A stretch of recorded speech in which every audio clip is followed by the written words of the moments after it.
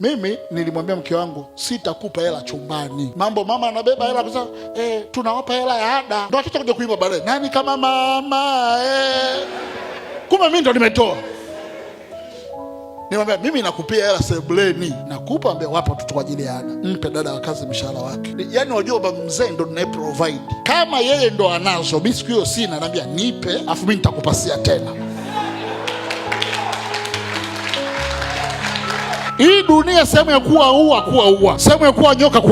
Watu wangu wanaangamizwa kwa kukosa maarifa. Kuna nyakati kwa kushindwa kubalansi haya mambo, tukaacha upande mmoja ukaenda peke yake. Kwa hiyo kuna wakati lazima kwenye parenting mkubaliane namna bora ya kulea mtoto.